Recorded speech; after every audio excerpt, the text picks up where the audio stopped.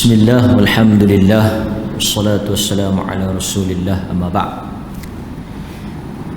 Pertama, kita bersyukur kepada Allah subhanahu wa ta'ala kerana dengan izinnya pagi ini kita dapat bertemu dalam satu sesi program yang sangat baik, iaitu perkongsian ilmu bersama dengan para asatizah, guru-guru, tenaga pengajar yang berkhidmat di Perlis. Terima kasih kepada Al-Fadil Ustaz Fadil, Al-Fadil Ustaz Fadil yang bertindak sebagai pengurusi program dan majlis kita pada pagi ini.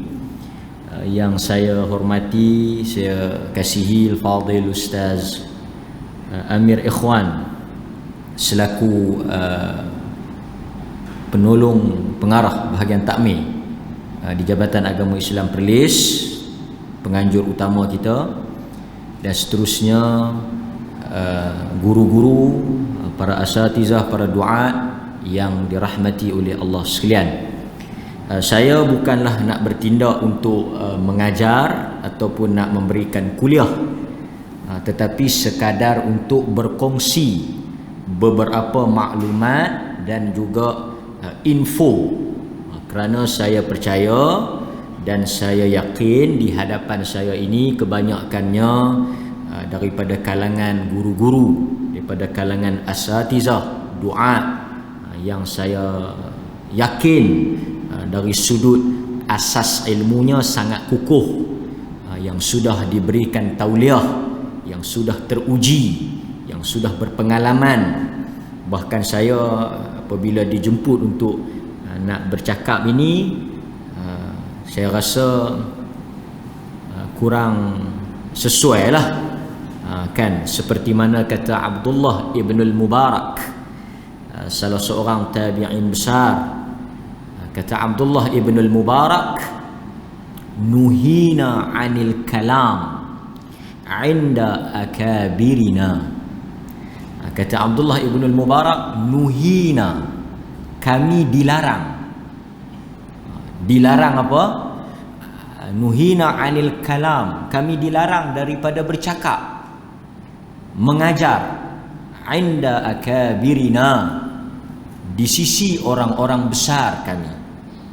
Kata Abdullah ibn al-Mubarak, jika ada orang-orang yang besar, akabirina, para masyayikh, imam-imam yang junior-junior ni, jangan bercakap. Kan? Ilmu itu diambil daripada akabirina, daripada orang-orang yang besar. Sebab itu apabila disebut ulama, sebahagian menyebut bahawa yang dikatakan ulama kibaru fissin, selain kibar dari sudut ilmu, mereka juga dianggap kibar dari sudut umur ataupun usia. Jadi saya rasa di hadapan saya ini, daripada kalangan orang-orang yang sudah menempuh begitu banyak duri ranjau dalam perjalanan dakwah bersama dengan masyarakat. Walau bagaimanapun, untuk mengisi ruang sementara kita menantikan slot bersama dengan sahibus samahah Dr. Muhammad Asri, saya ambil peluang sedikitlah untuk nak kongsi beberapa perkara yang saya rasa perlu diketahui oleh kita sebagai tenaga pengajar di Perlis ini, untuk memberikan pendedahan yang penting kepada masyarakat. Dan saya harap apa yang saya kongsi ini, jika ada tersalah, tersilap, terkurang, bolehlah kita sama-sama menghidupkan sunnah Nabi, iaitu ad-dinun nasihah, agama itu saling nasihat menasihati. Okey, sebelum kita nak pergi kepada slide-slide kita ni, kan, banyak slide ni, ada 82 slide. Tapi tak apa, oleh kerana saya tak risau sangat walaupun 82 slide ni, kerana bila kita bercakap di hadapan para ulama, di hadapan para asatizah, dia tak perlu kita nak hurai syarah banyak-banyak. Kita sebut sikit-sikit, kita boleh skip. Dan ada 2-3 slide tu saya ingat tak perlu kita bahas kerana mungkin sebahagian kita dah mengajar tajuk tu. Okey. Sebelum kita nak cerita tentang wakaf, saya ingat wakaf ni semua kita faham lah. Tapi secara umumnya, apabila kita sebut wakaf iaitu seseorang yang memberhentikan al-habsu atau al-man'u, dia menarik, menghalang hak dia untuk diberikan manfaatnya kepada umat Islam untuk dimanfaatkan. Nanti kita bahas sikit. Tapi saya nak sebut antara isu yang paling penting tenaga pengajar, para asatizah, para duat turun kepada masyarakat untuk memberikan satu gambaran yang baru apabila menyebut tentang wakaf. Apa isu dia? Ini saya sebut apa yang berlaku di Perlis. Dalam mesyuarat jawatan kuasa pengurusan wakaf yang ahli-ahlinya dilantik di atas perkenan Duli Yang Maha Mulia Tuanku Raja Muda, Duli Yang Teramat Mulia Tuanku Raja Muda selaku Yang di-Pertua MAIPS, isu yang kita kena beri satu tajdid, reform, islah adalah apabila masyarakat pergi nak wakaf. Pertama, mereka suka wakaf bersyarat. Ini problem. So bila kita mengajak nanti atau kita kempen wakaf, nasihatkan kepada masyarakat, orang ramai, dan kita hari ini ada live, tolong serahkan hak mentadbir urus dan menentukan maslahat wakaf itu kepada pentadbir. Tak perlulah kita nak bubuh syarat, jam nanti masalah pada pihak MAIPS. Apa yang berlaku? Ni fakta. 10 orang pergi nak wakaf, 10 tu semua nak buat kubur. Dia kata, saya ada 2 relung ustaz, saya nak wakaf bersyarat. Dia tak sebutlah wakaf bersyarat ke apakah, tapi dia kata saya niat nak buat kubur. Sekali lagi mai kawan tu, lokasi yang sama, tempat yang sama, kampung yang sama, saya nak buat kubur. Mai kawan tu pun saya nak buat kubur. Sebab itu saya kata Perlis sedang menuju Darul Kubur. Kita sedang pergi kepada negeri kubur. Kubur cukup banyak.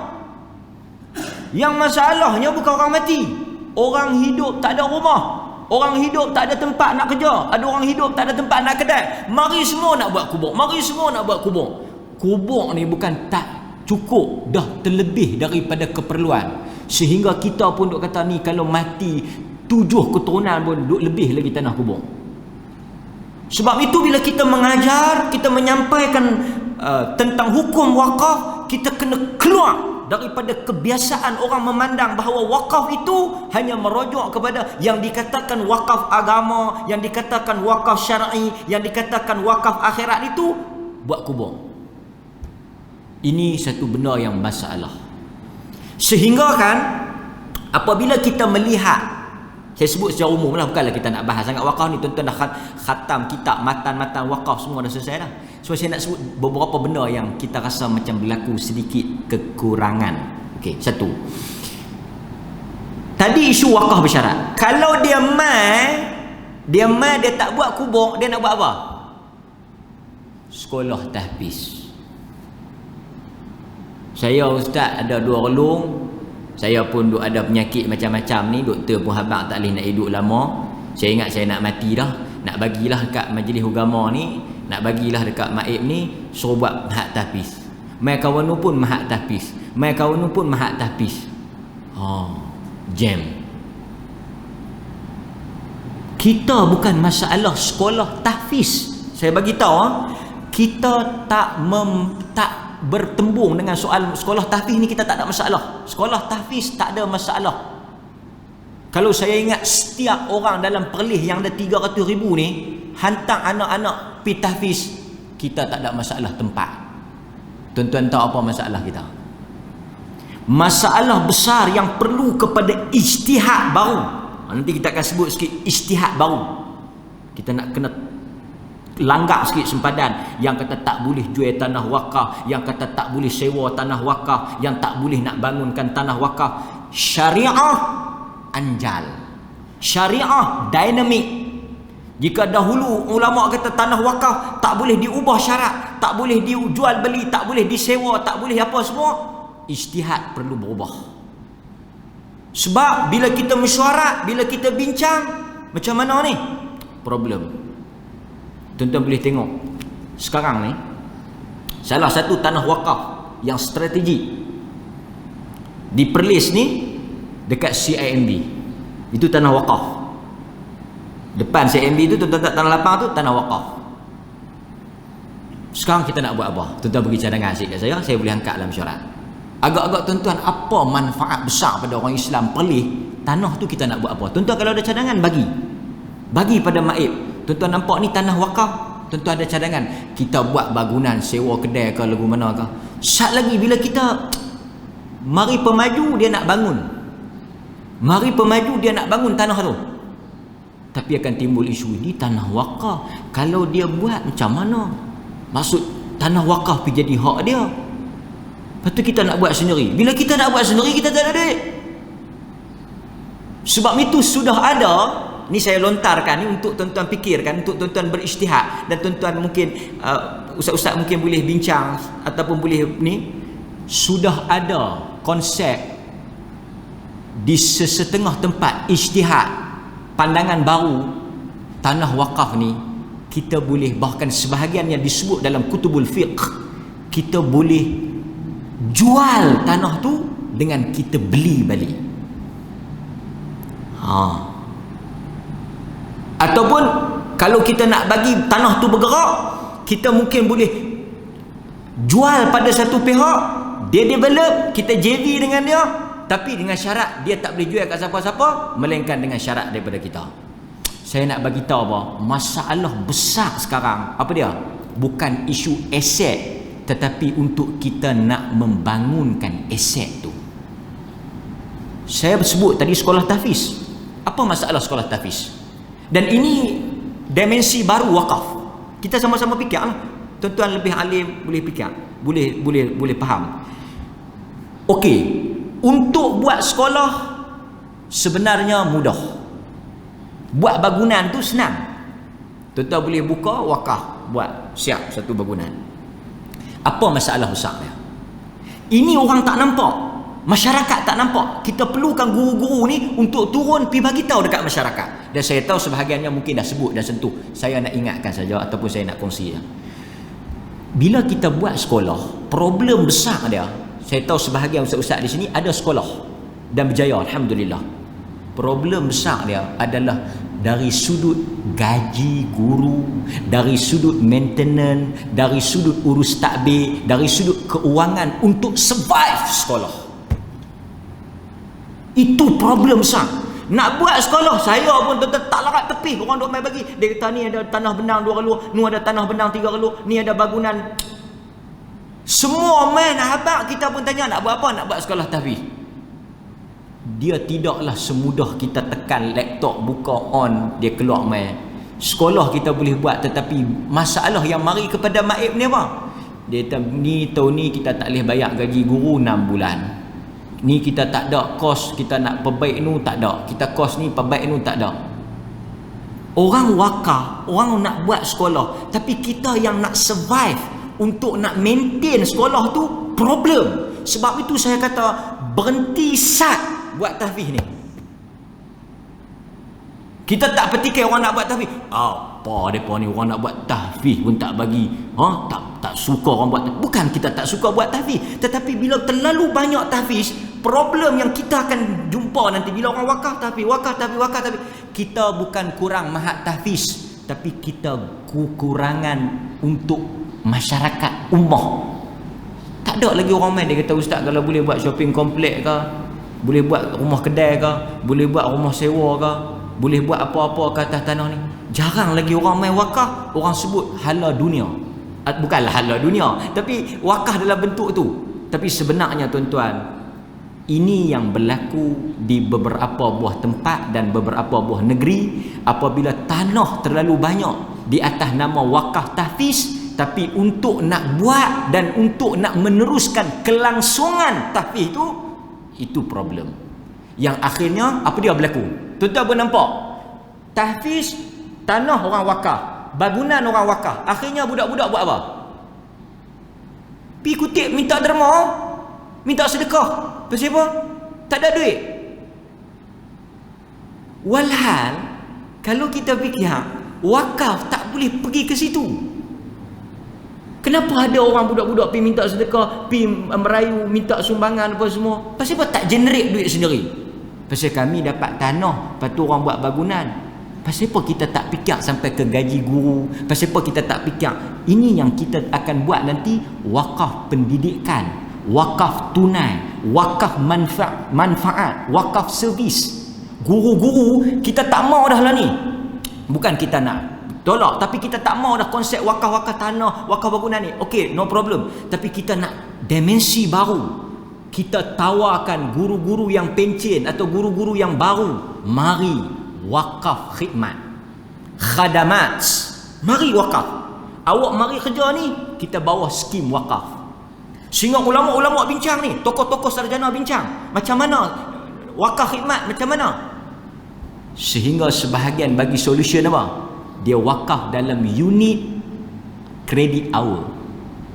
Sebab credit hour dibayar kalau di universiti. Katalah 20 jam dia credit hour. Berapa ringgit 20 jam tu? Katalah RM300. RM300 tu kita unitkan dan kita wakafkan. Sebab itu saya percaya ini yang kita nak buka, ini yang kita nak bagi pada masyarakat untuk wakaf dalam bentuk yang baru. Okey. Tuan-tuan, sikit itu gambaran apa yang berlaku di sekitar kita. Kita selalu mengajar, alhamdulillah bagus. Nabi bila dia pergi ke Madinah, dia buat masjid. Kita kena buat masjid. Sekarang tuan-tuan, masjid kita dah terlebih. Sampai satu orang pergi semayang, dia pun tak tahu nak amin mana. Dengar 3-4 waladhdallin. Tu imam aku ke? Tu imam. Masjid dekat. Masjid banyak. Kita ada boleh ada 110 masjid. Kita bukan masalah kekurangan masjid, kita masalah kekurangan jemaah. Dia nak mati, dia kata ustaz ambil buat masjid. Dia kata ustaz ambil buat masjid, bagi kat majlis buat masjid. Masjid yang sedia ada pun tiang lebih banyak pada orang. Lepas tu nak pergi buat masjid buat apa? Dia kata ni nak buat akhirat kita. Sebab itu saya kata Nabi pergi Madinah, kita cerita Nabi buat masjid, kita balik pi perancak sikit, tukar sikit. Mungkin sebahagian dah tukar dah pun, sebahagian dah cakap dah, saya tahu. Saya saja nak kongsi ya, mungkin saya yang baru tahu. Kita pi cerita pula sikit dimensi baru. Nabi bila dia pergi ke Madinah, selepas dia buat masjid, dia buat pasar Madinah. Kenapa cerita suk Madinah ni tak sepanas masjid? Kenapa ceramah tentang pasar Madinah, tentang suk Madinah, tentang Nabi kempen. Nabi kempen selain daripada masjid, Nabi kempen pasar Madinah. Artinya Islam itu bukan sahaja dia duduk dalam kerangka masjid, kerangka tahfiz, kerangka kubur yang kita nampak itulah agama, tapi sebenarnya Nabi juga kempen soal pasar. Tuan-tuan, saya nak tanya, itu juga tanggungjawab saya dan semua kita. Marilah satu pasar yang dibuat di atas dana wakaf. Ada tak pasar yang dibuat di atas dana wakaf? Di Kelantan banyak. Kelantan antara negeri yang paling maju wakaf. Wakaf Cik Ye, wakaf segala wakaf. Wakaf.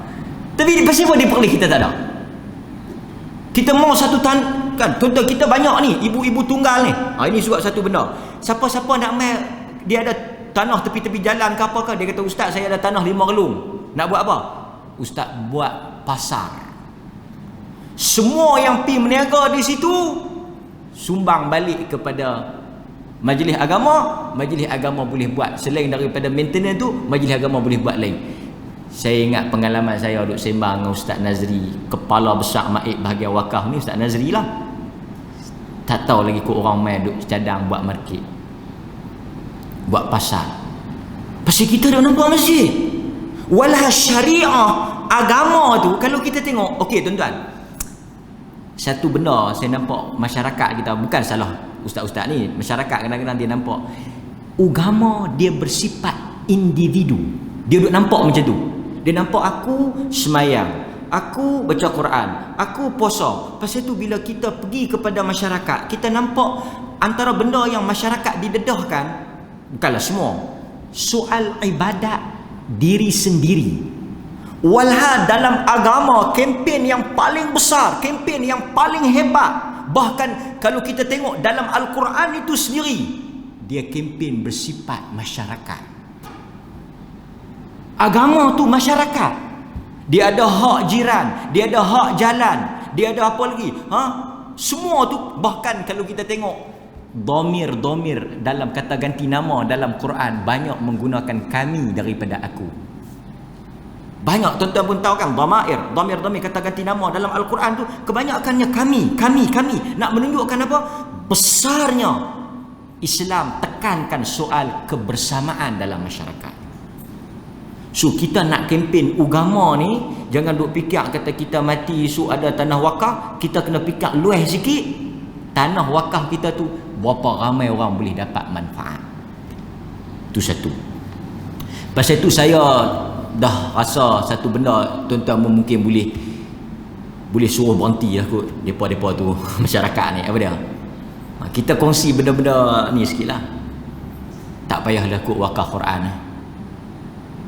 Kalau siapa-siapa main nak wakaf Quran ni, habaq kata tak payah. Bagi saya sekarang wakaf Quran dah tak relevan di Perlis. Astagfirullahalazim, orang nak wakaf Quran dia tak bagi ish. Jadi apa ni, Quran pun tak mau. Dak ni. Quran ni tuan-tuan tengok ni, tuan-tuan tak tahu pasal Covid kot. Dulu tak Covid, orang baca lah pasal Covid ni orang tak berani pegang, ada peraturan tak boleh pegang. Tapi mai kawan ni wakaf Quran, mai kawan ni wakaf Quran. Macam tahfiz tadi, kita tak ada masalah tahfiz. Kita tak ada masalah Quran ni terlebih stok. Kita ada masalah orang nak baca pula. Di rumah sendiri yang tak wakaf tu pun tak terbaca. So bila mai dia abang kat ustaz, saya walaupun ada hadis tentang kelebihan mewakafkan mashaf, tetapi benda tu dah tak wakil. Benda tu dah tak realitinya wakaf Quran. Kita ada input. Siapa nak baca banyak-banyak? 300-400 beli Quran. Tu di Mekah Madinah tu. Sindiket, skema. Yang wakaf Quran, wakaf. Cok. Tak tahu dia pergi letak mana. Cok. Orang kita pun 300-400. Balik duduk dalam hotel, tu dia aku wakaf Quran, Siapa nak baca Quran itu semua kerajaan yang sebab kerajaan yang supply. Tu boleh tanya Ustaz Amir mengaji di Madinah. Dia bukan Quran kutip-kutip tu. Dan orang manajemen Masjid Nabawi akan kutip Quran yang bukan daripada standard depa akan buang pergi tak tempat lain. Saya nak habaqnya daripada tuan-tuan duk pergi beli Quran wakaf, siapa pun tak baca, terlebih masjid kita pun tak tahu nak tak mana, tuan-tuan beli yang lebih bermanfaat. Lah wakaf apa yang bermanfaat? Pakaian tu lah Covid tu. Tu pergi wakaf tu. Ataupun wakaf wali, wakaf kit jolok hidung. Ataupun sekarang ni ada wakaf yang terbaru. Saya nampak Ustaz Ebit Liu, hafizahullah, bagus dia. Dia pergi mana baru ni? Zoo negara. Kita nak kena buat wakaf zoo ni. Buat wakaf zoo. Siapa-siapa yang nak wakaf daripada wakaf Quran tu, baik pergi beli wakaf pisang, wakaf daging, ataupun wakaf ambil rimau sekok ke, wakaf. Ini dimensi baru.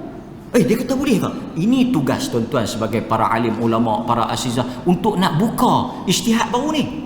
Sebab agama ni, kata Ibnul Qayyim, selagi mana dia memberikan maslahat untuk manfaat umat, maka itulah syariah. Dan kita tak bolehlah otak kita duk fikir wakaf ni Quran, wakaf ni masjid. Tak, kita kena fikir zoo perlukan sistem wakaf, endowment. Macam mana kita nak sampai ni? Paling dekat kita ada taman ulang. Ambil seorang sekok ulang ni, buat sistem wakaf. Siapa yang suka ulang sawah, ambil ulang sawah. Tak. Lepas tu kita ada kucing, sebelah tu ada kucing. Kenapa kita tak mengajar di masjid? Kenapa kita tak gunakan meja-meja kuliah ini untuk kempen wakaf kucing, wakaf zoo, wakaf taman ular, wakaf alam sekitar? Kenapa? Kerana kita duduk, kata guru kami Dr. Mahmud Zuhdi, dia kata apa? Kita telah membaca kitab-kitab yang ditelan debu-debu zaman. Kita masih lagi dalam kerangka puluhan tahun yang lepas. Ini khazanah ini hebat, tetapi dia perlu kepada nafas baru. Apa kepentingan umat? Apa yang umat perlukan? Maka itu yang kita nak kempen untuk wakaf. Sekarang ni kita kena buat kajian. Umat Islam ni lemah dari sudut apa? Okey, saya beritahu kat tuan-tuan. Sahabat saya Ustaz Syed, dia cerita orang Islam ni, saya tak tahu, tapi dia sebut di Perlis ataupun di sebelah utara ni, kita tak ada kilang emas. Apatah kalau kita buat mungkin di atas dana wakaf, kita wujudkan kilang emas. Sebab itu keperluan. Untuk apa? Untuk umat. Nanti kita bawa cerita. Okey. So, itu yang pertama. Dan Nabi SAW juga, kalau kita tengok dalam hadis, soal harta ni memang banyak. Saya ingat tuan-tuan syarah pun hebat. Soal harta dalam Quran, harta dalam Islam, harta sebagai ujian, harta sebagai nikmat, itu kita dah khadam, itu kita dah boleh. Cuma saya nak sebut apa? Nabi SAW bila dia sebut tentang wakaf, dia macam zakat dengan haji. Kita sepakat tau, zakat dengan haji dia serampang dua mata. Haji selain daripada ibadat kita kepada Tuhan, haji juga berhubung dengan manfaat pada manusia. Dan tuan-tuan kena, bila pergi Mekah kan, tuan-tuan tengok apa dia ni, menara jam besar, hebat kan tuan-tuan, kita nampak. Mungkin kita boleh balik kaji sikit. Jam besar Zam-Zam Tower tu, ataupun dia panggil menara wakaf tu, yang besar tu, itu juga adalah usaha wakaf. Tuan-tuan mungkin boleh balik baca sikit, boleh kaji sikit sistem wakaf apa dia pakai untuk develop hotel tu. Itu dari sudut wakaf tu. Sebab itu pakar-pakar keuangan Islam kata itu contoh yang terbaik untuk kita bangunkan wakaf. Dan kita Perlis pun tak ada hotel wakaf. Pasal itu banyak benda kita tak ada. Kita cuma Perlis, alhamdulillah kita ada satu dialisis wakaf. Tapi benda-benda lain, hotel wakaf, kita tak ada, pasar wakaf, kita tak ada. Yang soal iktisad, ekonomi, kita kadang-kadang cakap kita tak mau sekular, memisahkan agama dengan dunia. Tetapi dari sudut praktik kita sebenarnya menjurus. Bila cakap soal hotel, oh ini dunia ustaz, ini dunia ni semua. Kita masjid, kita kena buat masjid, kita tak payah buat hotel. Maka kita pun pergi tidurlah di hotel orang bukan Islam. Lepas tu bila pergi tidur di hotel bukan Islam, buka laci, jumpa Bible, buat terkejut.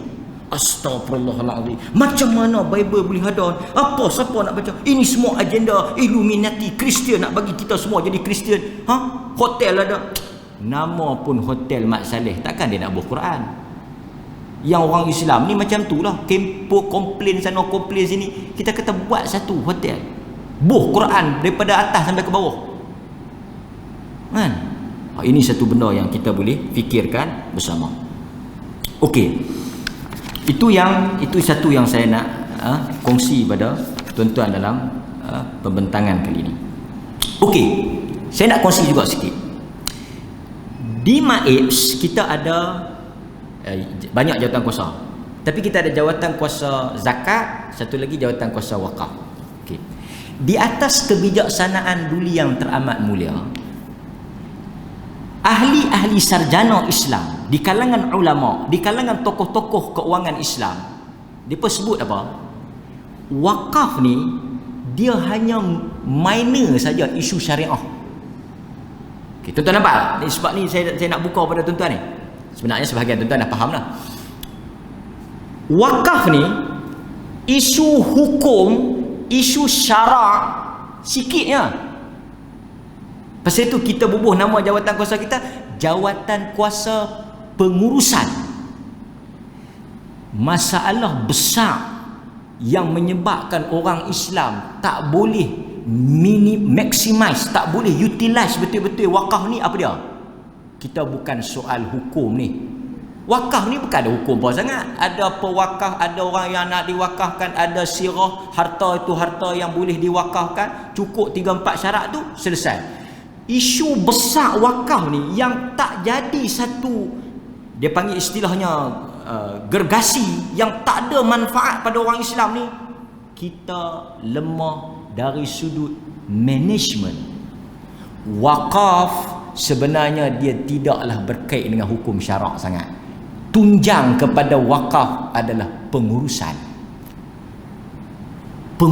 wakaf.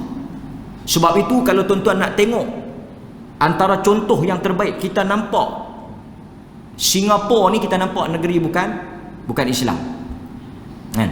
Kita tak start slide lagi ni tapi tak apa. Kita nampak ni, saya nak bagi contoh pengurusan yang tuan-tuan boleh pergi Singapura. Singapura ni negara bukan Islam. Tuan-tuan, Singapura orang Islam terpaksa bersaing dengan orang bukan Islam. Mereka telah buat satu sistem wakaf yang sangat hebat. Mereka telah buat hotel, apartment service di tengah-tengah tanah Orchid Road, di tengah-tengah Singapura, daripada duit wakaf. Dan mereka boleh survive kelangsungan umat Islam di tengah-tengah negara bukan Islam dengan apa? Dengan pengurusan wakaf yang terbaik. Kita boleh belajar daripada Singapura. Mereka tubuh anak syarikat untuk invest. Dan kita di Malaysia juga beruntung kerana kita ada konsep seperti mana yang dibuat di Johor, juga berhubung dengan wakaf. Saya nak bagi tahunya, sekarang kita bukan kekurangan ulama untuk bahas isu wakaf, tetapi kita kekurangan tenaga untuk nak manage wakaf. Sekarang bila orang bagi tanah kat kita, macam mana tanah tu kita nak generate untuk jadi income, untuk boleh survive, dan manfaat dia boleh bertambah, nilai value dia boleh bertambah. Sebab itu sekarang orang tak bercakap dah, sikit-sikit orang bercakap, tak cakap dah soal-soal wakaf-wakaf biasa ni. Orang sebut tentang wakaf saham, unit trust, wakaf takaful. Sekarang wakaf-wakaf dah moden lah. Maka keperluan kita sekarang ni untuk memantapkan soal pengurusan. Pasal itu jawatan kuasa pengurusan ni, dia tak ramai daripada kalangan ustaz-ustaz ni, tetapi Duli Yang Teramat Mulia melantik orang-orang yang memang antara yang duduk dalam jawatan kuasa tu latar belakang dari sudut ekonomi, pengurusan keuangan, bahagian tanah, bahagian nilai hartanah, valuation, semua ni dari sudut kepentingan yang mana untuk memanfaatkan tanah wakaf. Sebab kalau kita duk bincang tanah wakaf ni tak boleh jual, tanah wakaf ni tak boleh ubah syarat, tanah wakaf ni tak boleh buat apa, tanah wakaf ni, maka akhirnya kita akan berlaku apa? Lambakan tanah tapi manfaat tak ada. Yang akhirnya tanah tu tergadai. Okey. So kita boleh tengok di sini, saya sebut sikit, wakaf membersih jiwa dan menyubur harta. Ini saya ingat tuan-tuan semua alhamdulillah dah boleh faham, kita dah tahu. Dan kemudian sedekah ni kita pun sebut. Wakaf ni dia special pasal apa? Sebab itu nas-nas yang sebut tentang jariah, dia merujuk kepada wakaf lah. Sebab satu-satunya harta yang bila kita mati tetapi pahalanya masih mengalir adalah wakaf. Jadi sebab itu kalau tuan-tuan boleh kempen kepada masyarakat, boleh kempen kepada anak-anak murid supaya mereka memilih konsep wakaf. Tetapi wakaf yang saya kata tadi mesti dalam dimensi baru. Sebab itu kalau boleh tuan-tuan kempen, selain daripada wakaf yang biasa duk buat tu, cuba wakaf alat-alat kesihatan. Kita pergi ke hospital, kita buat kerjasama, kutip duit, beli equipment ni, perubatan punya ni, jarum ke, gunting ke, pisau pembedahan ke, itu lebih besar manfaat dia, kan? Yang ni saya ingat tuan-tuan semua maklum wakaf dari sudut istilah, dari sudut syarak, kan? Dalil pun saya ingat khatam habis kan? Dalil pensyariatan wakaf ni. Cuma saya nak sebut ahli sirah bila mereka bincang tentang wakaf, boleh dikatakan tidak ada di kalangan sahabat Nabi yang tak buat wakaf. Dan kita tengok wakaf dalam sejarah, kalau kita boleh tengok ni jenis-jenis wakaf lah, seperti wakaf am. Kita kempen wakaf am. Dan tuan-tuan, kalau saya ingat semua kita dah dapat maklumat ni kan. Okey, di dalam mazhab al-Imam Abu Hanifah, ini juga kita boleh ketengahkan. Dia kata apa?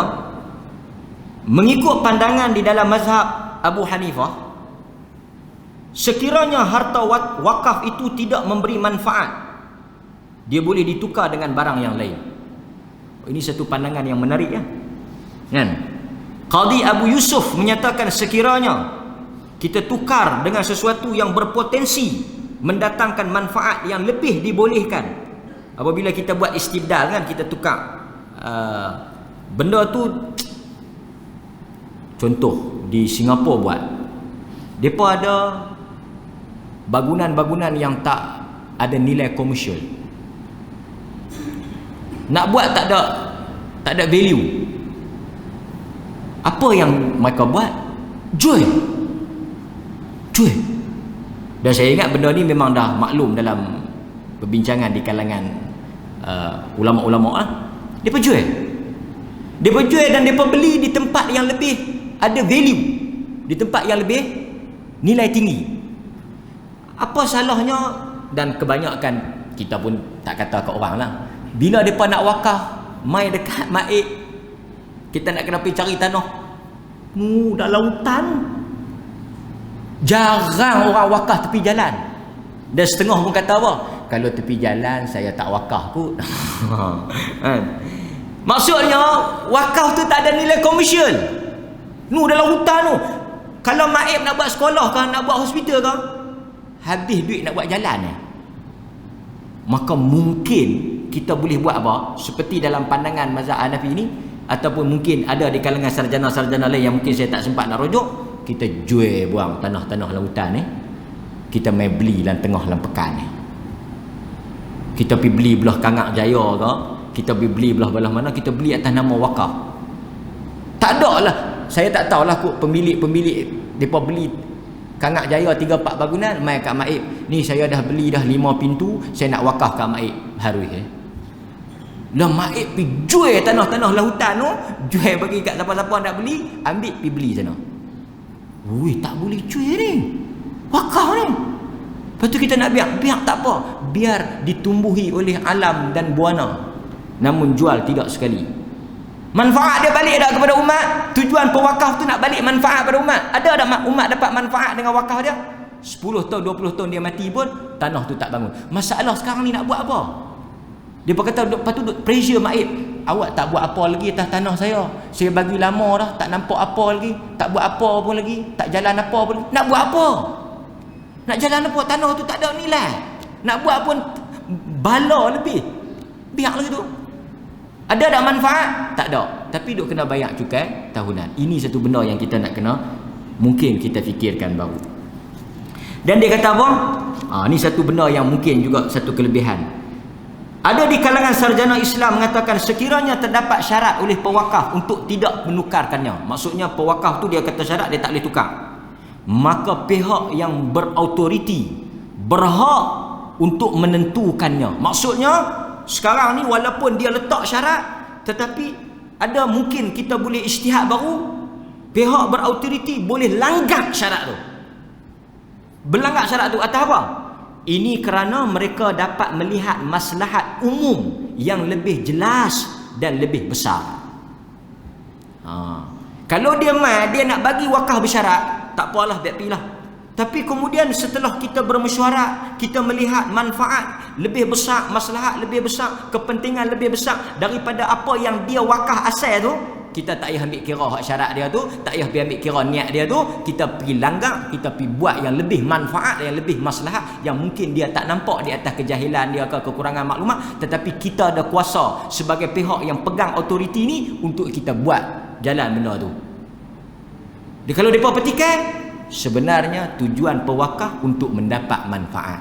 Tujuan pewakaf untuk maslahat, dan apa yang kita buat ni lebih bermanfaat, maka sebahagian sarjana, sebahagian ulama kata jalan. Kerana pihak berautoriti itu lebih melihat dengan lebih jelas. Tapi kalau kita terikat, terkongkong dengan syarat tu, maka banyaklah benda-benda yang kita tak boleh jalan dan manfaatnya tak boleh diambil. Itu antara benda yang baru, kan. Bahkan dalam jawatan kuasa fatwa kebangsaan 2016 ada disebut benda ni. Mungkin tuan-tuan pernah baca. Muzakarah jawatan kuasa fatwa kebangsaan telah memutuskan wakaf gantian, wakaf ibdal, bermaksud menukar harta wakaf dengan harta yang lain melalui jualan atau belian atau sebagainya dengan tujuan mengekalkan harta wakaf adalah diharuskan mengikut pandangan mazhab Abu Hanifah. Maksud dia kata jual pun boleh, beli pun boleh, untuk maslahat yang lebih besar. Kan, ini perkara ni kita, sebab tu saya kata kita pergi kempen lagi senang. Tuan-tuan mengajak, kalau tuan-tuan ada pakcik-pakcik nak buat wakaf, biarlah maik tentukan apa yang lebih baik. Maik bukan milik individu, maik milik umat, dan dia tak akan buat suatu benda untuk kepentingan individu, dia buat kepentingan umat. Pasal apa kita nak takut dengan maik?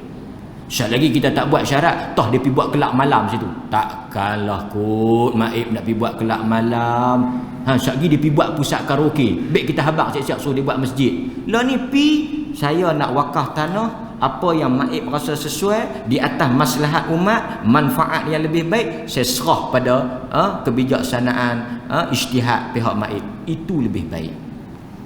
Itu lebih baik, kan. Okey. Kemudian kita tengok juga, kita lagi satu nak kena kempen pergi dekat jemaah kita ni, apa dia, rukun-rukun ni saya ingat tuan-tuan semua khatam lah kan. Ni mudah mengajar di hadapan, bukan mengajar, ini mudahnya berkongsi di hadapan para asatizah, para alim ulama ni. Kita tak payah bahas benda-benda yang memang dah dimaklumi, syarat asal hikmah ni, kan. Okay. Fadilat keutamaan ni pun saya ingat tak perlu lagi. Larangan dan ancaman terhadap keengganan bersedekah ni pun tak perlu lagi. Kan? Okey. Cuma wakaf oleh sahabat. Ini contoh-contoh wakaf. Ini ada yang diambil sebagai dalil lah, antaranya kisah Sayyidina Umar Al-Khattab yang mendapat sebidang tanah di Khaybar. Ini satu benda yang menarik. Ini semua cerita kita boleh faham dah. Umar dapat tanah di Khaybar, tapi Umar tak nak duduk di Khaybar. Dan kita tahu di kalangan sahabat mereka tidak ada ilmu dari soal pertanian. Depa dapat tanah tu, apa depa nak buat? Maka kita tahu diwakafkan. Okey, sahabat wakafkan. Kita kempen sikit ke anak-anak murid kita. Kalau nak wakaf, tuan-tuan tolong nasihat. Depa dengar cakap-cakap ustaz-ustaz depa ni, tolong wakaf yang grade A. Bacalah sikit dalil-dalil, kan. Lan tanalul birra hatta tunfiqu mimma tuhibbun, bagi yang paling kamu sayang, kan, supaya benda tu manfaat dia besar. Sekarang kalau dia ada apa-apa yang, contoh dia ada tanah yang harga mahal, tanah yang dah duduk di lokasi yang strategik, suruh dia wakaf yang tu. Sebab dalam cerita sahabat-sahabat ni, Umar ke, Sa'ad bin Abi Waqqas ke, Sayyidina Osman ke, semua mereka ini bila wakaf yang paling baik, dan itu memudahkan pengurusan orang yang urus. Janganlah wakaf benda-benda yang kita pun nak tengok, aduh nak buat apa ni, habis duit duk buat apa? Habis duit buat pagar dengan signboard. Bila nak bangun tak tahu pasal apa, tak strategi. Ini satu masalah di maib apabila kita berhadapan dengan tanah-tanah yang mari yang tidak ada nilai komersial. Tak ada nilai komersial. Kemudian tuan-tuan hadirin mukminin, kalau kita tengok, ini juga tuan-tuan boleh jadikan sebagai satu contoh yang besar. Telaga Osman yang kita tahu dia beli telaga ni daripada Yahudi. Tuan-tuan pun tahu cerita tu, siang malam kongsi giliang, dan akhirnya dia wakaf. Cuma dekat-dekat dia nak mati, kita pun tahu cerita dia tak boleh minum air. Cerita yang masyhur, dia kata dahulu orang Madinah tak ada air, dia beli air, dia wakaf. tapi di hujung-hujung usia mereka halang dia daripada minum daripada air telaga dia, kan? Okey. Dan sampai sekarang telaga tu masih ada. Dan kalau kita tengok dia kata di sini telaga itu masih wujud hingga ke hari ini. Telaga ini terletak kira-kira 1 kilometer daripada Masjid Qiblatain di Jalan Abu Bakar As-Siddiq. Ia diletakkan di bawah jagaan Kementerian Air dan Pertanian Arab Saudi.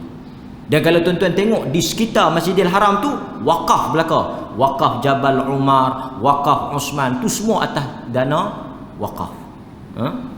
Dan kita harap lepas ni bila kita pergi di Perlis, kita pergi di Kangak, kita pergi di Arau, terteralah wakaf di shopping komplek, di car wash ke apa ke, wakaf.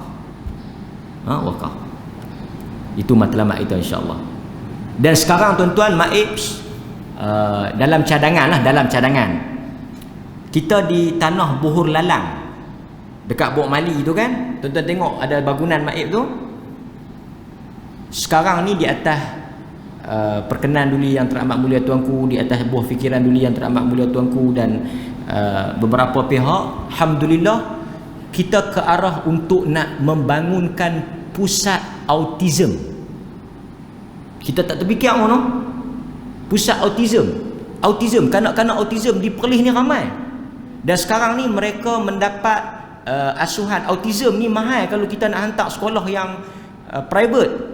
Jadi Maibs dengan dana wakaf, konsep wakaf, tanah wakaf nak buat pusat didikan autism. Maksudnya anak-anak autism, kita bukan nak buat mahat tafi dah, nak buat autism. Anak-anak autism boleh mai dapat latihan asuhan daripada tenaga pakar yang didanai, dibiayai oleh wakaf.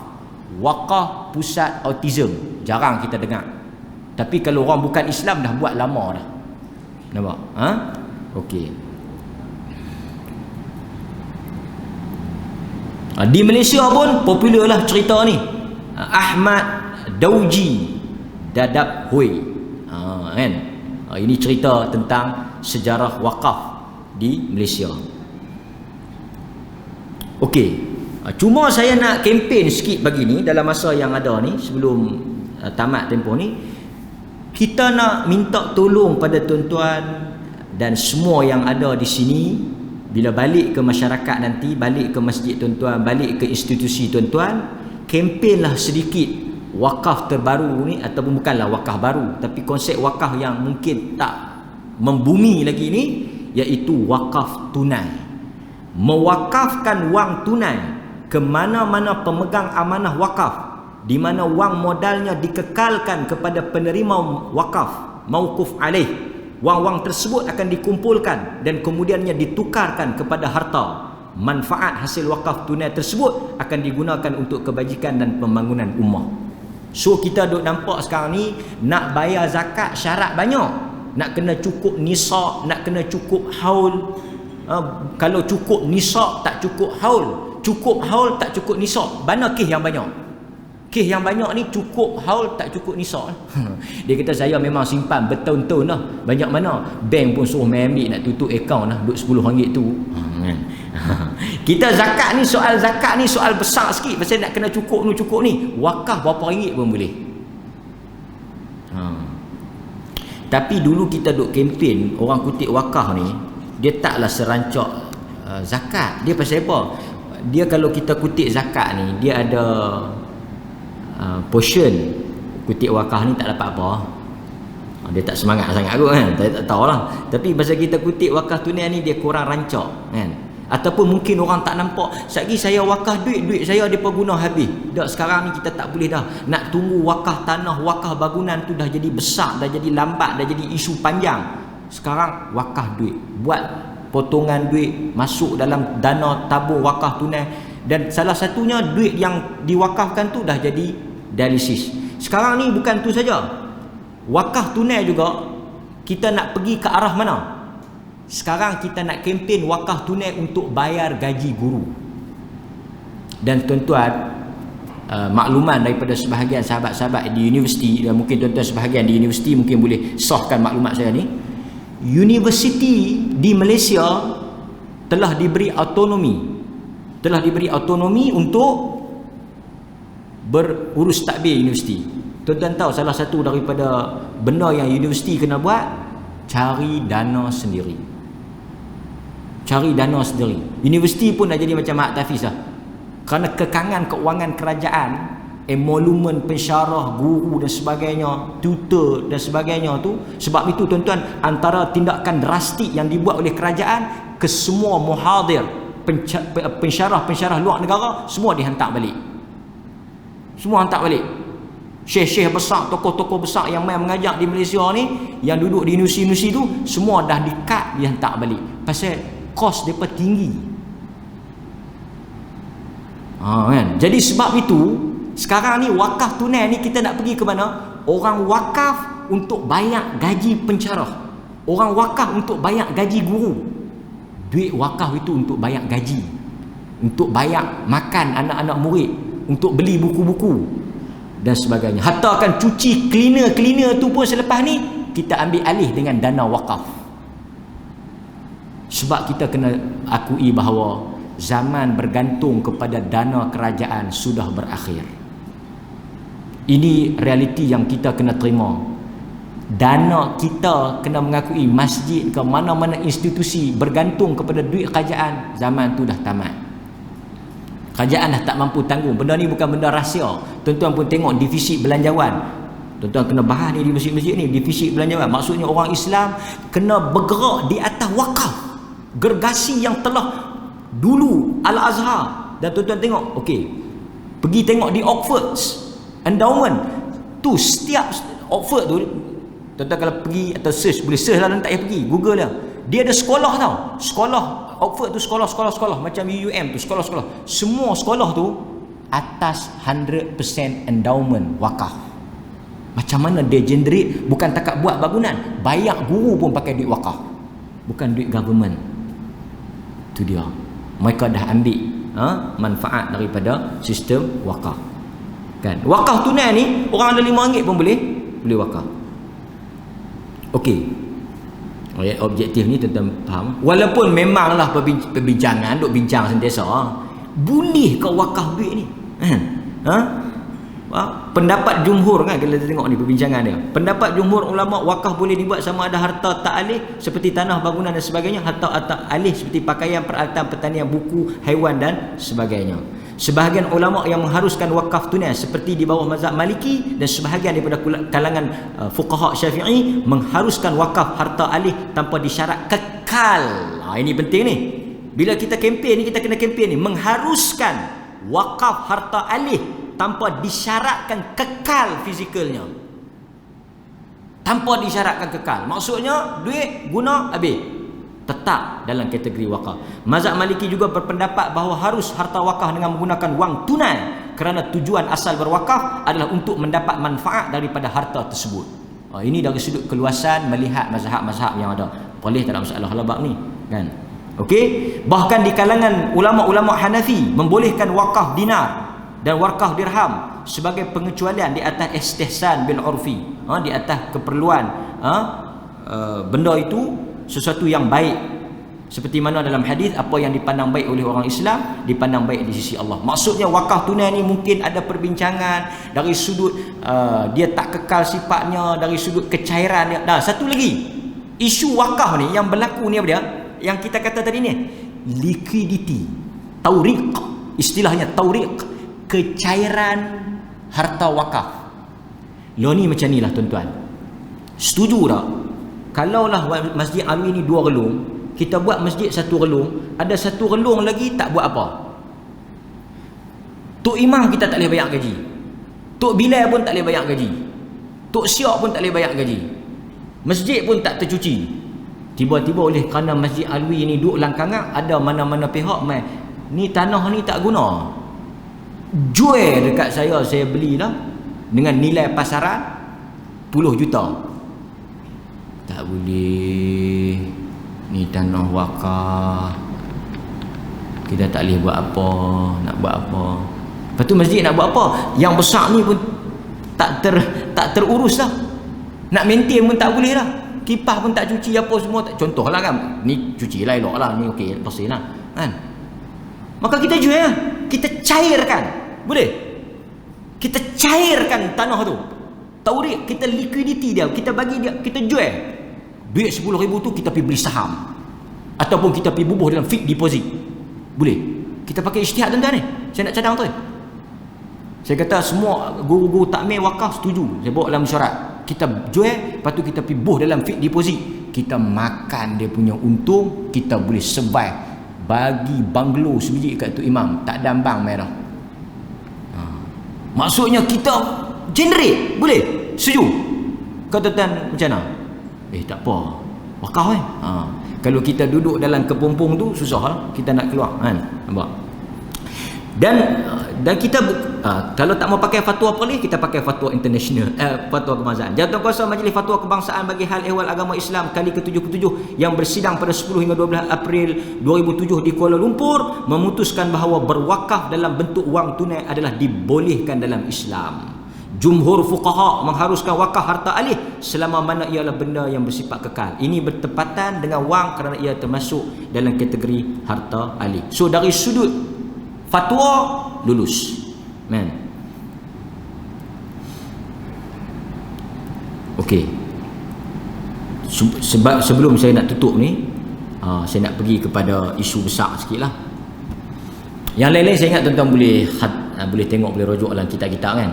Okey, sekarang kita pergi kepada isu penting, peranan dan fungsi maib sebagaimana yang diperuntukkan dalam enakmen pentadbiran agama Islam di negeri Perlis.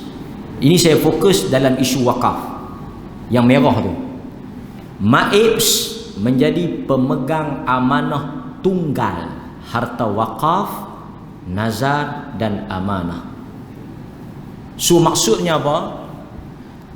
Menurut arahan ulil amri, pemerintah yang sah, yang kita disuruh taat, apa dia? Apa sahaja wakaf yang tidak diberikan kepada maib tidak diiktiraf, atau dalam erti kata yang lain tidak sah di sisi pemerintah. Pasal itu tak boleh guna seperti mana satu orang tak boleh kutip zakat. Tak boleh kutip zakat. Siapa nak bayar zakat, buka meja, dia bukan amil yang dilantik oleh pemerintah, dia pergi buka meja di pasar tani, dia kata siapa nak bayar zakat boleh mai bayar saja. Tak boleh. Wakaf juga sebenarnya begitu. Tapi saya heran, pasal apa orang takut nak pergi wakaf dengan maib? Pasal apa? Tuan-tuan kena pergi bagi tahu dekat masyarakat, siapa-siapa yang nak wakaf tak boleh wakaf direct pada individu, tak boleh. Dari sudut undang-undang tak sah, dari sudut ulil amri pun tak boleh. Dia tak boleh, ustaz mah, jom saya nak pergi. Pasal tu nak bawa keluar atas nama wakaf, tak boleh. Dia mesti melalui maibs. Kan, pemegang amanah tunggal seperti yang ulil amri. Pasal tu orang kata kalau kita boleh bayar zakat sendiri. Tuan-tuan pun tahu perbincangan dia, saya tak mau nak tambah panjang lah. Sah tapi berdosa sebagainya apa semua. Dia lebih kurang macam tu. Sekarang tak apa, tuan-tuan pergi ke maibs, kes dah banyak, bawa geran tanah, tukar nama, kita nak di wakaf itu ada maibs, bagi pada maib. Lepas tu tuan-tuan nak bagi kat siapa urus, tak ada masalah. Kerana tuan-tuan lebih maklum, lebih faham isu integriti, amanah dari sudut pentadbiran harta. Tidak ada pihak yang lebih telus, yang lebih amanah daripada majlis agama. Sebab dia diaudit. Jadi kita yakin lah, maib ni satu tempat yang kita yakin. Bawa geram pergi bagi kat maib, apa-apa pergi bagi kat maib. Siapa yang nak pergi urus dengan maib. Kerana apa? Kerana ini adalah wakil ulil amri. Maka tak boleh guna nama wakaf di Perlis melainkan melalui majlis agama Islam. Satu kesalahan. Tapi dia buat boleh ke? Macam mana dia buat bagi boleh? Dia kata saya nak wakaf, tak boleh, ni maibnya, ini urusan ulil amri, ni kita pergi bagi kat maib. Pasal apa nak takut? Pilah bagi kat maib. Lepas tu nak buat apa? Bincang lah. Sekali maib ambil, maib jual sekali, duit mereka ambil bedok sama-sama mereka. Mereka tu siapa? Pasal apa kita ada satu keraguan pada maib, satu sangka buruk pada maib. Bukanlah tuan-tuan, tapi majoriti masyarakat dia tak mau pergi bagi kat maib, dia takut maib salah guna. Maib bukanlah syarikat, maib bukanlah persatuan yang boleh tipu, seleweng, kecoh duit ikut suka ni. Dia diaudit dan dia semua mesti dibentangkan. Dan tuan-tuan boleh cek daripada satu sen sampai kepada beratus juta pergi ke mana duit maib. Itu tak ada pada tempat lain. Itu saya nak sebut sikit. Patutnya masyarakat didedahkan. Pihak yang paling berautoriti, integriti, yang paling ada credibility, maib. Kerana itu pihak yang kita boleh hisap dia. Bukan malaikat je boleh hisap, kita pun boleh hisap maib. Tuan-tuan boleh pergi maib tanya, ni saya nak tengok ni apa maib buat ni, duit-duit boleh tanya. Dia badan yang mesti telus kan. Okey. Walau apapun peruntukan yang berlawanan yang terkandung dalam mana-mana surat cara atau pengisytiharan yang mewujud, mengawal atau menyentuh perkara itu, majlis hendaklah menjadi pemegang amanah tunggal semua wakaf, sama ada wakaf am ataupun wakaf khas. Itu peranan maib. Yang ni tuan-tuan kena kongsi dengan masyarakat. Okey, semua harta yang tertakluk, ini undang-undang, hendaklah tanpa apa-apa pindah hak serah atau pindah milik atau dalam harta ta'alih, sebaik saja didaftarkan di bawah undang-undang bertulis yang berhubung dengan tanah, terletak hak pada majlis bagi maksud wakaf, nazar am atau amanah yang menyentuh harta itu. Kan? Bukan sahaja majlis agama Islam Perlis, semua majlis agama Islam negeri mempunyai kuasa yang sama. Kerana kita tahu wakaf ni adalah soal agama, dia terletak di bawah kuasa raja pemerintah. Okey. Ini cara-cara tuan-tuan nak wakaf nanti kita. Dan ini contoh-contoh yang tuan-tuan boleh nampak apa yang telah kita gunakan dari sudut tanah wakaf tunai. Dan saya nak sebut juga di maib ni kita ada satu lagi yang tuan-tuan boleh kempen juga. Masyarakat jemaah boleh kempen, boleh bagi tahu dekat anak-anak murid tuan-tuan. Kita ada tabung bara'atuz zimmah. Ini duit-duit yang tidak patuh syariah. Kan mungkin KWSP yang sebelum tukar kepada akaun akaun patuh syariah, ataupun duit-duit dividen yang syubhah, ataupun duit-duit yang tak pasti, tuan-tuan boleh mari bagi kepada tabung bara'atuz zimmah. Kan mai bagi kat tabung di maib. Yang ni juga digunakan untuk manfaat umum. Duit-duit haram, duit-duit yang tak jelas juga boleh dimasukkan dalam tabung tersebut. Ataupun hibah pun boleh mai hibah dekat maib. Tak ada masalah. Hibah pun ni pun satu isu juga. Saya tak tahu, tapi saya nak tanya jugalah kepada para asatizah. Tuan-tuan mungkin boleh bagi maklumat pada saya. Kita faham hibah ni, tak tahulah, ada orang tanya saya, tapi saya pun duk kaji jugalah. Ada orang kata hibah ni, dia kita tahu satu orang dia boleh bagi selain daripada faraid, dia boleh bagi hibah atau wasiat. Apa beza hibah dengan wasiat? Hibah ni bahasa mudahnya hadiah lah. Dalam Islam memang banyak dalil nas, kalau nak cerita tak habis lah, tentang kempen suruh hibah. Cuma yang duk jadi, dan ada sahabat-sahabat saya yang buat kajian di universiti pun, mereka pun duk kaji juga. Hibah bersyarat ni mari mana? Dia kata bila nak dia bagi dekat anak dia, hibah ni, hadiah ni, tuan-tuan bagi hadiah, contoh tuan-tuan bawa kat saya apa-apa hadiah lah, ikan kering ke apa ke, bagi hadiah kat saya. Ustaz ni saya nak bagi kat ustaz ni hadiah. Tapi tunggu saya mati dulu nak. Hadiah apa? Hadiah bagi terus ambil ya. Itu nama hadiah. Ni kalau hadiah duk tahan, hadiah duk syarat, dia tak jadi hadiah. Dia jadi apa? Hadiah macam anak-anak kita ni hadiah. Tapi tak boleh ambil lagi. Saya pun tak faham. Kalau yang tunggu mati tu, kalau kita tengok dalam kitab fiqh, dia kata wasiat. Wasiat ni kita bagi dan berkuat kuasa lepas mati. Tapi wasiat tak boleh bagi kat waris pula. Dia nak bagi kat anak dia, kita kata teruslah bagi. Dia tak boleh bagi pula. Sat lagi kalau saya bagi, dia halau saya pula. Aduh, isu pula. So kita yang ustaz-ustaz ni, tak tahu kalau tuan-tuan timbul isu macam ni, tuan-tuan kena bagi tahu bahawa bagi saya, pada pandangan saya, setelah saya tanya beberapa pihak, tak ada lah hibah bersyarat ni.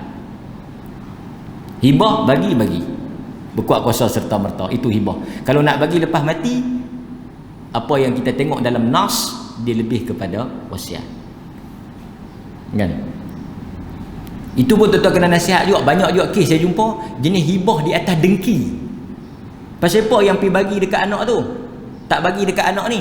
Saya anak semua sama, tapi saya benci menantu saya yang tu. Saya tak boleh bayang nanti saya mati, menantu saya duduk rumah tu. Saya tak mau bagi kat dia. Saya nak bagi. Oh, jangan. Tuan-tuan tolong nasihat sikit dalam soal harta ni. Allah bila sebut harta dalam Quran ni, banyak tempat dia puji, banyak tempat juga dia sebut sebagai benda yang bahaya. Okey, ini antara contoh-contoh. Yang ni yang kita nak buat nanti, yang tuan-tuan tengok ni, kita akan bina insya-Allah dalam proposal tu lah. Dalam kertas kerja tu, kita akan transform sebagai pusat autism. Dan tuan-tuan tahu autism ni satu penyakit yang semakin banyak di Malaysia dan complicated untuk nak jaga dia. Dia kena ada satu terapi khas yang saya ingat di Malaysia ni sangat kurang. Ini dah siap. Ini kita selamat pasal apa? Ni kalau tidak pening juga ni. Kita selamat pasal apa? Pasal kita hanya buat bangunan, tetapi pengurusannya hospital kerajaan yang survive. Kita buat bangunan, kita serah pada hospital yang maintain. Alhamdulillah. Sebab tu tuan-tuan yang mana mai dekat tuan-tuan nak buat sekolah, tuan-tuan buat syarat macam ni. Dia kata, ustaz saya ada tanah 2 relung, buat sekolah boleh? Boleh. Dengan syarat gaji guru, bil api, bil air, semua maintenance, bocok bumbung, nak buat wiring, saya mai cari pak cik. Weh, saya tak mau fikir lagu tu. Itu pakai dia pandai ustaz lah. Kutiklah derma, taklah tabung. Buatlah tabung buluh ke apa, tak di kedai makan. Itu masalah. Kan? Nampak? Okey? Akhirnya ustaz jadi peminta sedekah. Okey.